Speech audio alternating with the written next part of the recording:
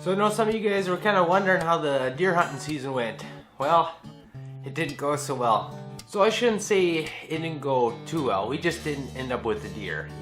You know, it's been a few years since we haven't had one in there. It's definitely a nice thing, but we'll have to find other resources. Maybe we have to get out and do a little more ice fishing this winter.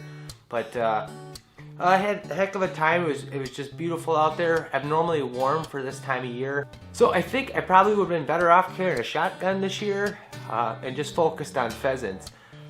There was a lot of pheasants that I ended up kicking up, going in and out of, you know, the different areas I was hunting in. There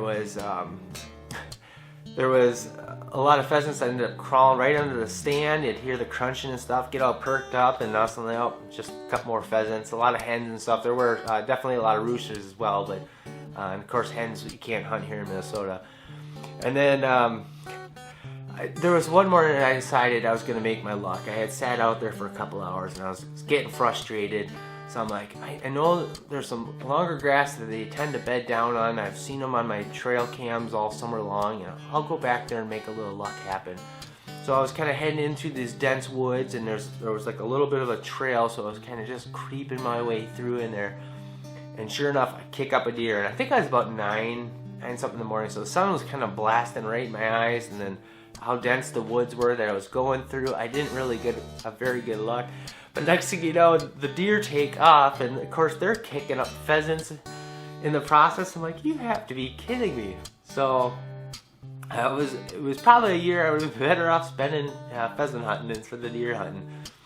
There was one opportunity that came up that was so close, but just didn't quite work out. It was the final day, you know, sitting out there, and just after it became legal shooting hours, I started hearing some stick snapping and crunching, and then I started hearing a little grunting, and I'm like, oh, I couldn't see the deer. It was sitting behind kind of this big brush pile, and then kind of in the dense woods, and then in some longer grass on top of that.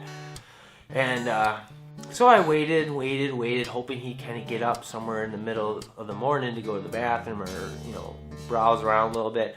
Well, he stayed bedded down in there. And I was starting to kind of wonder if my mind was playing tricks on me, because you had, you know, the pheasants that were kind of messing with me all week. You had the chipmunks and squirrels and stuff that were running through and keep perking up, and our barn cat kept showing up out there too. So anyways, I was like, oh, I'll go in for lunch, grab some food, and I'll walk that way and see if I end up kicking something up or if it's just my mind playing a trick on me. Well, sure enough, up gets that buck, takes off running. And I was frustrated because I didn't even get a chance to view him. He just went straight for the dense stuff. You could hear his antlers all cracking and crunching against the trees.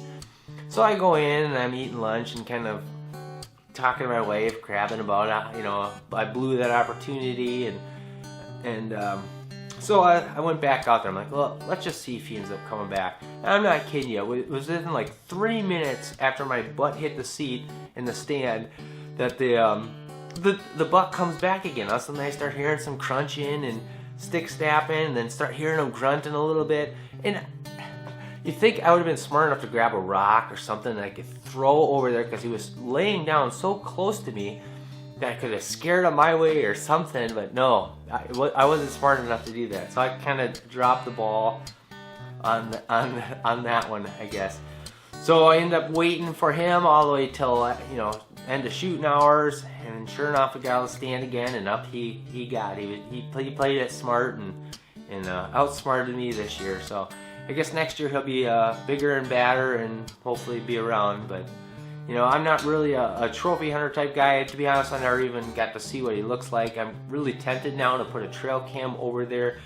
One, to see what this deer looks like, and two, to see what kind of bed he was laying on. This thing had to be a select comfort or something, because he just was just laying down all day and never gave me a chance. So anyways, I wanted to kind of give you guys a little update on how the hunt week went. Obviously, it didn't go too well on getting the deer in the freezer, but you know, we'll just have to make an excuse to get out and do a little more ice fishing, and definitely had great views for the week, and nothing quite beats getting the opportunity to go outside and spend the week out there. So anyways, hope you guys enjoyed the video, and we'll see you on the next one. Thanks for watching.